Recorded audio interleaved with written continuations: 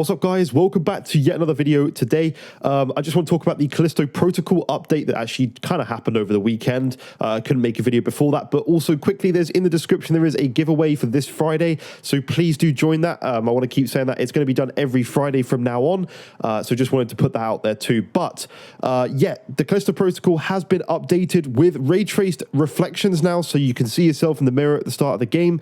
So I just want to talk about that, and I said I'd update you guys on that, and I'm updating you guys on that because I want to keep up to date with the latest things that I can for you guys, so you know where to come to watch all the best content with updates and stuff. I'm going to kind of go back to my roots of doing more gameplay stuff in the background. I'll put my face on screen at the start of some of the videos and stuff to make it a bit more friendly, but gameplay in the background's cool because you guys get to see what I've been playing recently and what I've been doing, so I feel like that's kind of good. I don't know. If you don't like it, let me know in the comments because I'm always interested. But the game has been updated. Now, this is great, obviously. This is good news, but a lot of people have finished this game already. Some people haven't even bought it, but some people have finished it. And my point is here, and the reason I want to make this video is, why is this something that couldn't have been done at the start? I don't understand. Like, Xbox is the more powerful system. I understand developers were sent out from Sony to help. I don't know how far that was. As from what I've heard, it was nothing to do with the development. It was to do with actually helping with the design of the game. Like, not actually necessarily developing it for the PlayStation, but helping with animations and effects and things like that. But I may be wrong with that. But there's been other titles too that are performing better on PlayStation against the less powerful system. And if you're like me, who is a bit more of a normal consumer, I look into all the tech stuff, I really do. But if you're a bit more like me, who is kind of someone who watched a lot of YouTube at the time before buying the Series X, before I started making content mostly for myself, or more professional content for myself, I listened to the likes of Colt Eastwood and Dealer Gaming, and listened to their RDX podcast. And as much as I really liked the RDX podcast and really enjoyed Dealer's personality, and I did work with him for a period of time, and tried to actually produce my content, but I realized it was very fanboy and I didn't enjoy it. He didn't like, if you post anything that isn't Xbox related, he won't talk to you. Like, it's embarrassing the way he acts. This man is a child.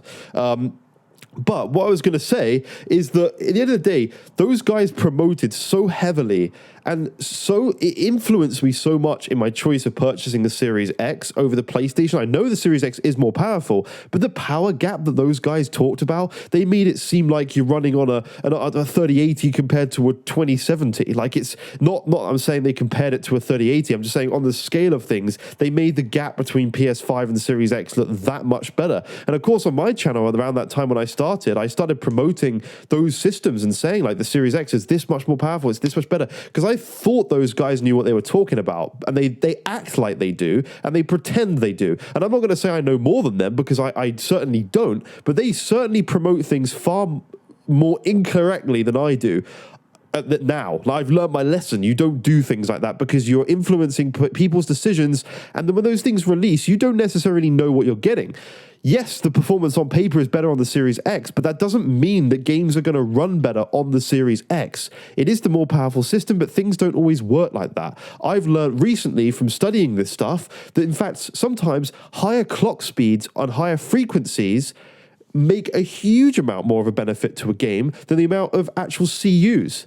They just do. And that's why maybe we're seeing some of the titles at this time perform better still on PlayStation 5. So I want to say, just be careful out there who you listen to. At the end of the day, if you really want power, go for a PC. Go for a high-spec gaming rig on PC if you could afford that. And if you want a console, just don't listen to those guys. Buy the platform that you like the games on. That's what it all boils down to. If you enjoy the Xbox games, I personally do myself, buy the Xbox. If you enjoy the PlayStation titles, buy the PlayStation. If your friends are on one or the other, buy that one. That's just how you should go. Don't overthink it too much. Don't listen to these petty people. And the same on the PlayStation side. There's loads of them there too.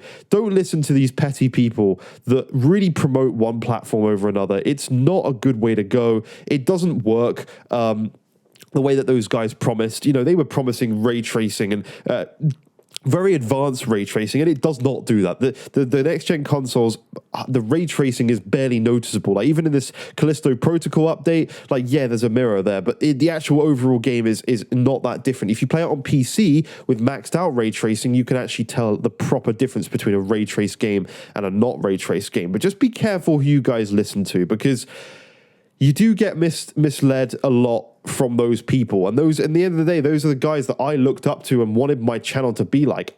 I don't care anymore whether my channel grows or it dies. I make content because I enjoy making content. If they want to clip this video or whatever and put it on Twitter, I could not care less. At the end of the day, I just want to make content because I'm enjoying it. And those guys did influence my decision in a platform, and I wish I hadn't listened because it kind of was incorrect. I love my Series X, I do, but the power gap that they got me so excited for and that they so overhyped isn't there. And it's one of the reasons why my PC is still on behind me, because I just use that most of the time. Like, it's just the way it is. I prefer playing the games there. It's just better, and I'm lucky enough to be in a position where I can afford a PC like that. But just don't get misled, guys. Just don't get misled by various different people, not just those guys on Xbox, but the other guys too on PlayStation side. Don't just pick the platform you like. And if you don't know, I suggest watching some playthroughs rather than watching these tech people who are obviously biased.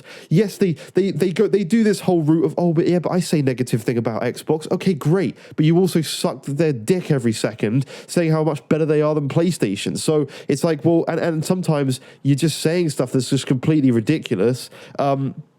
And at the end of the day, guys, don't listen to them. Make your own decision. Go out and watch some games. Go on YouTube and watch some playthroughs of Gears or Halo, or on the other side, The Last of Us or Horizon or whatever you like, Spider-Man. Like, go and watch some gameplay of those things. Decide, right, okay, I think I'll go for that platform, actually. If you genuinely don't know, do that, because that's the games is what does the talking. And going back to the point of this video, which was Callisto Protocol update, at the end of the day, even though the Series X is more powerful, a lot of the games are day one better on PlayStation. Even some of the games that now run better on Xbox, day one, when a lot of people would be buying those games, they're running better on the PlayStation. And you have to ask yourself, was Mark Cerny just right? Is the ease of development for that system much better than it is for Xbox? I don't know. And I talk about the PC side. I mean, my God, even though I love PC and I'm playing through games on there right now, it's a nightmare. Like, I don't know if you guys watched Alex Battaglia's Digital Foundry podcast, where he pretty much cried on stream about the state of the PC ports, and his reviewing process and his job has become miserable because he's trying to make these videos on these ports, on these games that come in obviously on PC, like Callisto Protocol. And he's talking about that exact game and saying how much of a mess it is, because it's stuttering every second. Now, they have patched this, but again, the best place to play for a good couple of weeks there was PlayStation, over even a 4090 with an i7 3900K and any of the other Ryzen processors. Like, it was the best place to play on PlayStation for a while, the least powerful of the Series X and the PC, and it still ran better on the PlayStation. So you gotta pick for yourself. You gotta see what you like. If you buy games day one, I genuinely personally would recommend people a PlayStation.